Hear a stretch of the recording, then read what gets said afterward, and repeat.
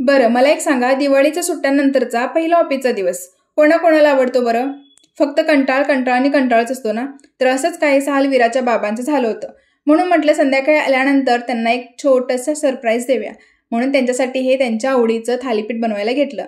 तर याच्यासाठी मी हे मिक्स भाजणीचं पीठ यूज केलेलं आहे, ज्याच्यामध्ये सगळी पिठं आहेत आणि तुम्हाला फार बेसिक मसाले ॲड करायचे असतात.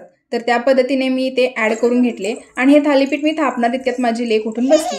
मी हिला थोडंसं खेळण्यांमध्ये वगैरे बिझी केलं आणि हे थालीपीठ मी थापायला घेतलं.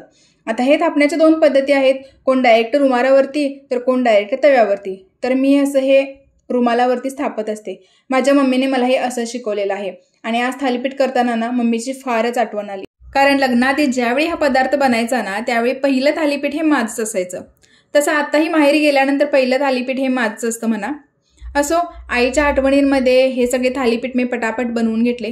तेवढ्यात वीराचे बाबा ऑफिसवरून आले आणि त्यांच्यासाठी मी ताट करायला घेतलं.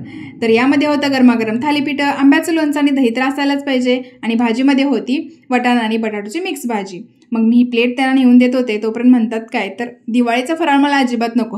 मी म्हटलं अहो बघा तरी काय आहे. मग ते पण अगदी सरप्राईज झाले आणि आवडीने खाल्ले आणि माझ्या लेकीने पण पहिल्यांदाच हे ट्राय केलं. बाप लेकीने थालीपीठांवरती मस्त ताव मारला. तर भेटूया नेक्स्ट व्हिडिओमध्ये. बाय.